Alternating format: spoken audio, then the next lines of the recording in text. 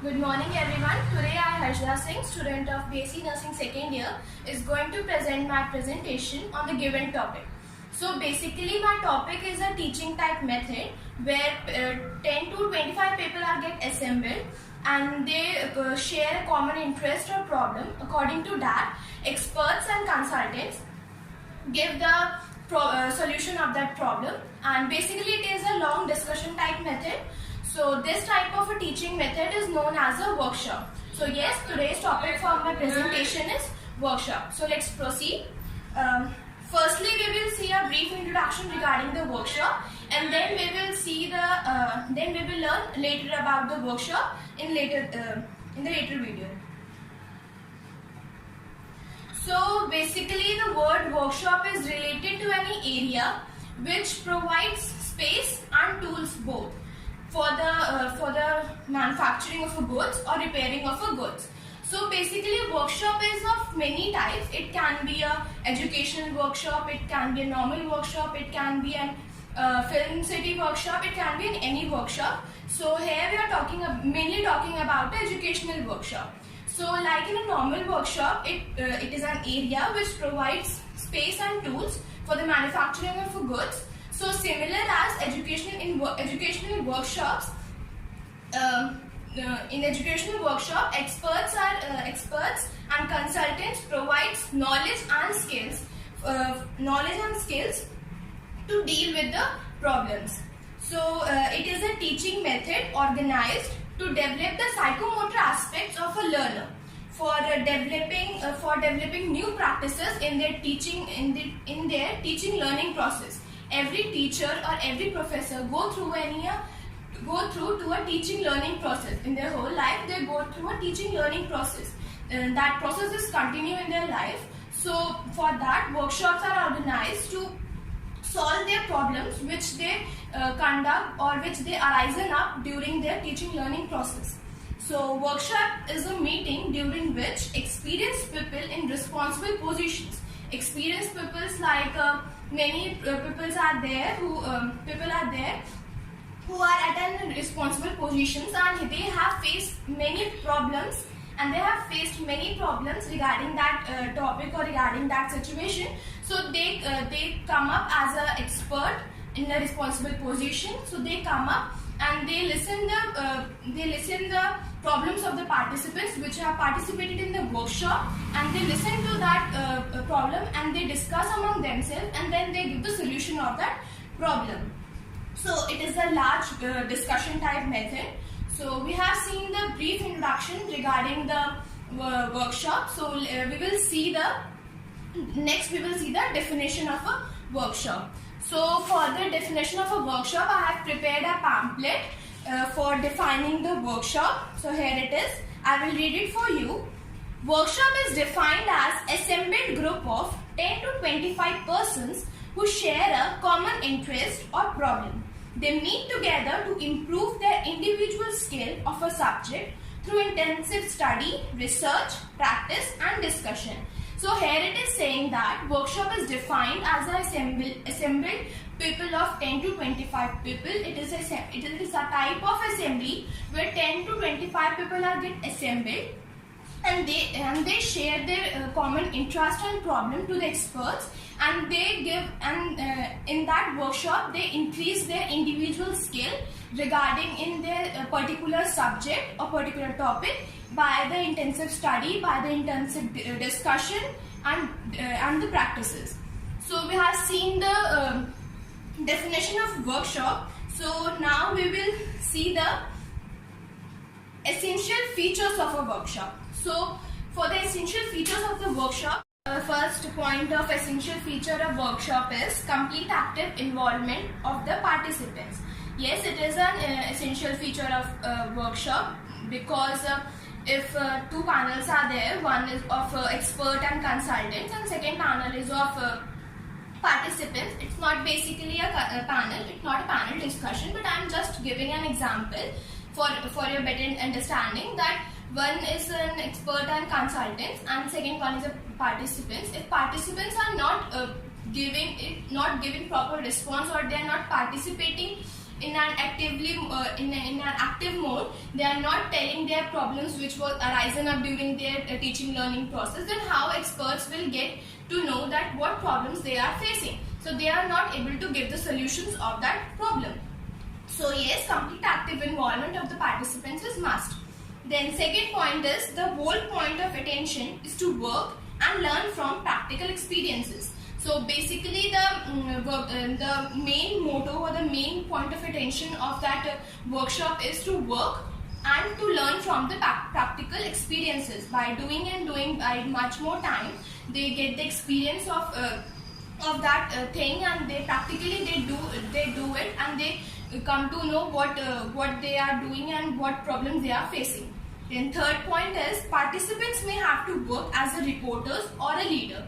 During any workshop, the participants should work as a reporter or a leader. They have to perform as a leader. They have to take some responsibilities on them, and they have to tell what many from every institution, not every people or not every teacher can take part in a workshop. It is a long discussion method, but it is a small group method also, because only 10 to 25 people get assembled. It's not like a seminar that whole people can assemble and they talk to each other. No, it's not like that. So in workshop, from that whole institution, one people can take as a leader or reporter. They take part as a leader or reporter, and they come to that workshop and they tell to the experts that these type of problems their institution, their teachers in their institution are facing. So what was the solution of that problem? Then fourth point is workshop offers each member an opportunity to make his own contribution. Yes, in that feature, in that essential feature, one essential feature is that workshop offers each member to contribute to give opportunity to make contribution. In workshop, every members are equally treated, and they get opportunity to contribute what they want to say to the experts and what they want to ask to the experts. So these are the essential features of the workshop. Now we will move towards to the principles of workshop. First principle of a workshop is allowing the participants to prepare and select objectives to be reached will increase the participants' motivation. Like in the workshop, participants are allowed to prepare and select objectives to be reached will increase the participant motivation. Like in a workshop, if the subject of that workshop is already chosen or selected by the experts or by the who the workshop organized, then the participants' motivation was not there. They are not interested in that workshop because that was not a problem of that participant. They are not get interested in that. So in the workshop, it allows the participants to prepare and select objectives which they want to discuss in that workshop, and which was increasing the interest of the participants in that workshop, and it motivates the participants to join more workshops and able to say their problems to the experts and consultants. Then next point is giving the participants an active role will make teaching more effective. In the workshop, the main principle of a workshop are that it gives the participants to active role, which was increase the effectiveness of their teaching. In the workshop, it is based on a practical experiences. So many experts share their practical experiences to the teachers, and they come to know what problems they were facing when they are in their teaching learning process. So they get some knowledge from that, and it will increase the effectiveness of their teaching. Next one is to improve a person's attitudes toward other people. In a workshop, many people get assembled from different institutions, from different regions. So it will increase the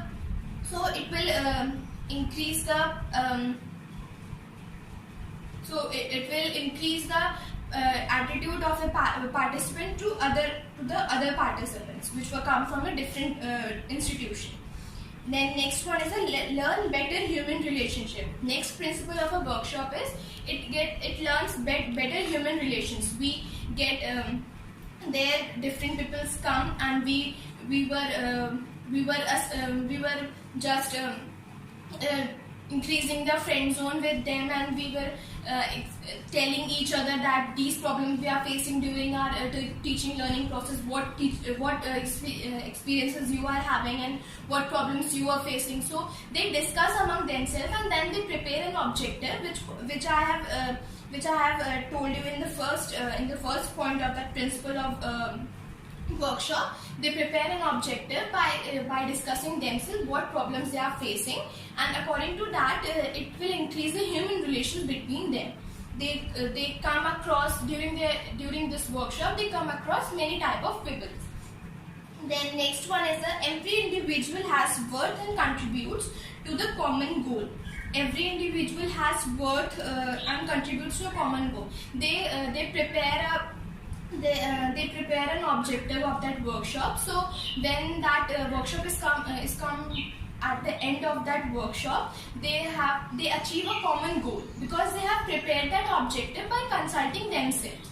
Like they have discussed themselves what problems they are having, and they prepare an objective and they give to the experts or the consultant that these problems we are facing during our teaching learning process. So at the end of that workshop, all of them are happy, and they are satisfied that their problems are discussed in that workshop, and they achieve a common goal.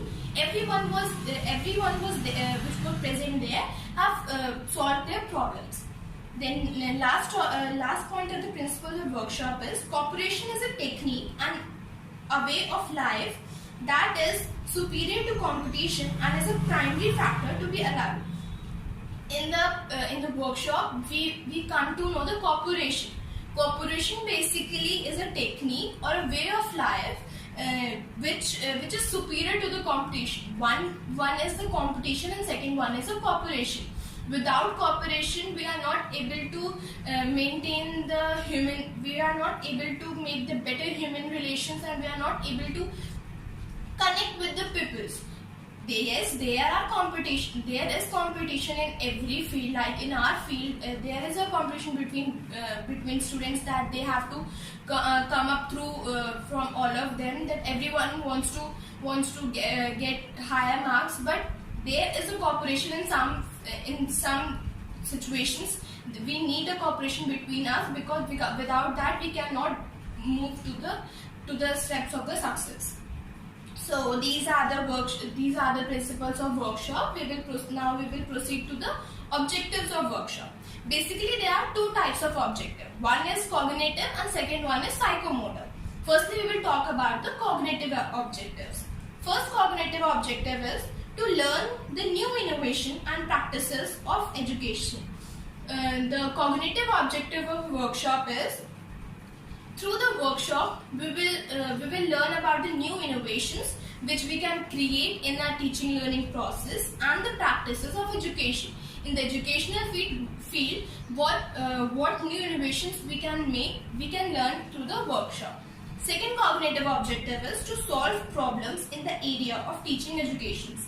Like in educational workshops, we come up through this objective, like what all the problems we are facing during our teaching learning process. That problem should be solved in the workshop. Then third one is to provide a broad understanding of a topic and theme. What topic or a theme was decided for that workshop, that have a broad understanding. Then next one is to provide a rationalized and philosophical background for instructional and teaching situation. It also the cognitive objective of workshop is also to provide that rationalized and philosophical background for instructional and teaching background situation. In a teaching situation, it provides a rationalized and a philosophical background.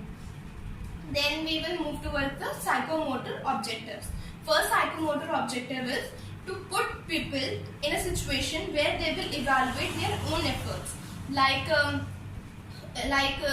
many teachers come up through the different problems during their teaching learning process. So these workshops put them in that situation to come up through their own efforts. They come to know what efforts they can make to overcome that problem, to evaluate themselves that what they can do or what they cannot do. Third point of the psychomotor objectives of a workshop is to provide an opportunity for personal growth through accepting and working towards a goal held in common with others. So the third psychomotor objective of a workshop is that we give opportunity to the person who are participating in a workshop to develop their personal growth by interacting with people. They can increase their friendship, their feeling of friendship. They can increase their human relations, and they can build a team spirit in them. So by this they can increase their personal growth in them, and this all can happen by accepting and working towards a goal. The goal which was earlier decided by the participant, that these objectives we have prepared for today's workshop. So they have a common goal in their mind and what they have to achieve at the end of the workshop. So for achieving that goal is the third psychomotor objective of the workshop. So now we have seen the objective of the workshop, cognitive objectives and psychomotor objectives. Now we will further move to the steps of preparation of a workshop. So there are total 9 steps. We will see one by one then. So we will see the steps of preparation of a workshop. So first step for the preparation of a workshop is opening a file. So first step is opening a file. A suitable system might be a loose leaf with following subdivisions. There are many subdivisions in the opening a file. We compile them and then we will work on it. So that portion comes in a opening a file. So basically what happens in opening of a file, there they can deal with the budget, there they can deal with the workshop sitting arrangements, there they can deal with the selection of participants, documentations, equipment, checklist, publicity, press and evaluation and different things. So basically in opening of a file, they deal with the documentations, they deal with the evaluation, they deal with the what type of publicity they have to do, and what types of participant they have to select for that workshop. Then second step for the workshop is formulation of aims and objectives. So in the formulation of aims and objectives of a workshop is that participants as well as the organizers. So the second point is the formulation of aims and objectives. So at the stage of workshop, theoretical aspects are discussed by the experts and the theme of the workshop. The theme which was decided earlier by the organizers, that what type of theme they have to take for the organizing the workshop. So the aims and objectives are basically both are decided by the organizer and the participants. That participants come from the different regions and different institutions. So they decide among themselves that what problems they are facing in their teaching learning process. So according to that, they make the objectives, what they have to tell to the experts that they are facing these problems, and according to that, and according to the theme which were decided by the organizers of the workshop. So according to that, they make of aims and objectives. So third step is arrangement of funds. So the whole program and schedule is prepared by the organizers. So there is one organizer who is organizing the workshop. They decided the theme, they compile all the documentation works, and they have to prepare a schedule for the whole program. So for that they had to arrange some funds for the boarding and the logging of the experts as well as the participants. So for their better facilities, for providing them better facilities, they have to arrange some funds which will help them in whole of the program or whole of the schedule of the workshop, which will help them. So next point is and place of workshop. So next point is choosing the date and place of a workshop. So in that, first we will see the date of the workshop. So we choose that date according to that for the very first day of the workshop we will see that there should be a non-working day. For the first day of the workshop there should be a non-working day, and at least one working day precedes the opening of the workshop. Means that if we are first day of a workshop is non-working day, then when the workshop is going to start, then it precedes with one working day. And then while selecting a place, we have to keep in mind that the experts and the consultants give some demos or give some practical experiences to the participants, that problem they are facing. So that place should be that much enough for taking part in all the activities which experts were conducting for the participants. Then fifth point for the preparation of a workshop is selection of experts or resource persons. So in organizing a workshop, resource persons plays an important role in organizing a workshop. They provide theoretical and practical aspects of the theme. Like organizers have already prepared the theme of the workshop. So resource persons plays important role in that. They provide theoretical and practical aspects of that theme, and they provide guidance to participants at every stage and train them how to perform the task effectively. That every task was given by the expert and the consultant, that these tasks have given to you and you have to perform these tasks in a particular of time. So for that, resource persons are there to guide them, to help them for doing their task effectively. So next point is, the sixth point for the preparation of a workshop is criteria for selection of participants. So the participants we have to choose for the workshop should be keen and interested in that topic or in that theme of the workshop. Theme was already decided by the organizers. So we have to send invitation to that participants. We have to send that participants which are having problem regarding that topic, regarding that theme, and they're interested in that theme. So, and in the selection of a participant, some points are also keep in mind, like number of participants, type of participants, and voluntary participation should be specified. Now the next point is committee of sponsors.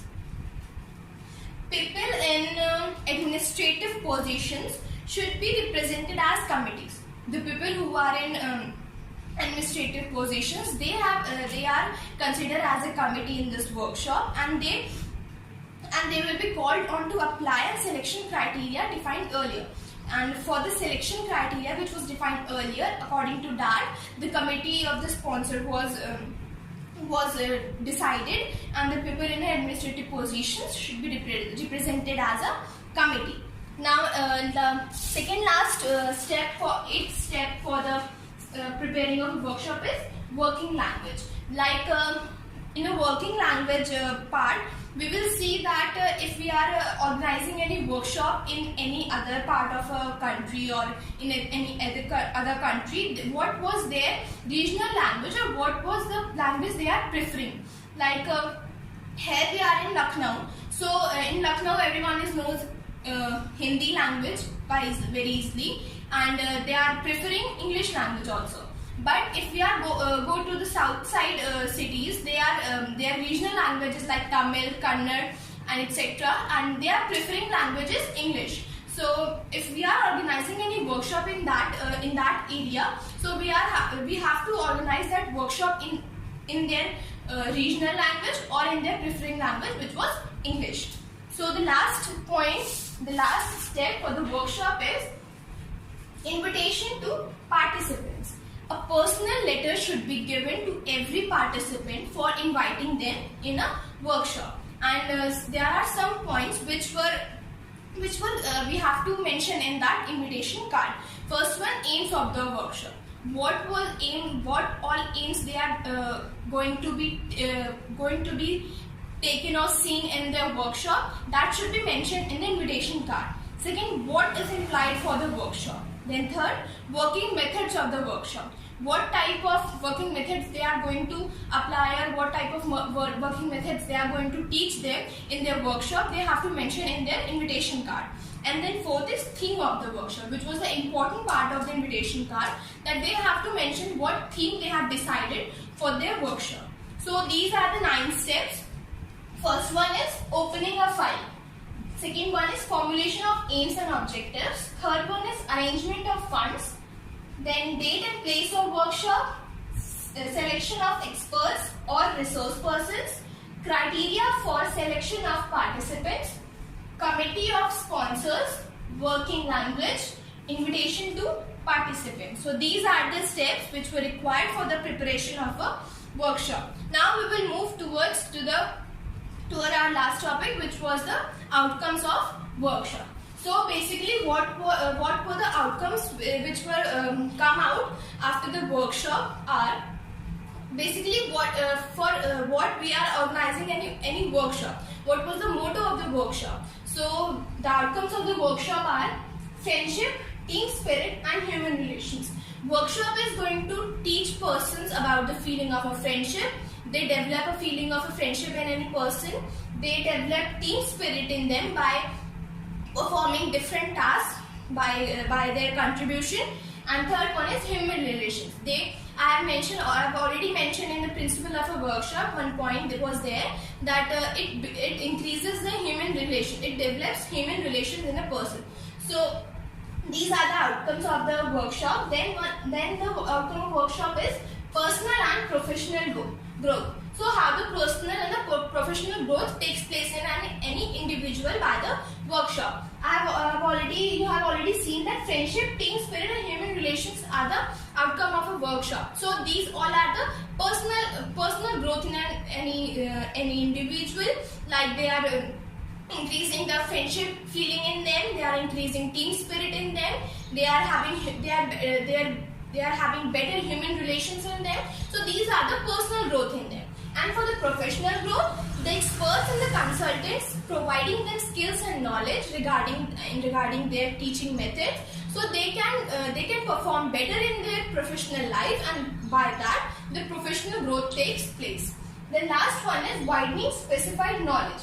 Like in the workshop, we are inviting experts in a specified positions. So they are having a proper type of method or a wide range of knowledge regarding that topic or regarding that theme which were decided for the workshop. So for that they are having a wide range of knowledge. So they will share their knowledge, they will share their experiences to the participants. So participants will also increase their knowledge level, and for that widening specified knowledge is one of the most important outcome of a workshop. So here I have ended my topic. Now we will see the summary. We will take a quick recap what we have studied in today's class. So firstly, we have seen the introduction of a workshop. In introduction of a workshop, we have seen that it is a teaching type method where people get assembled and they discuss about their interest or common interest or problem, where experts and consultants give the solution of their problems. It is a long discussion type method. After that, we have seen definition. For definition, I have shown you a pamphlet where definition was written. Definition was that workshop is an assembly of 10 to 25 people with a common interest and problem.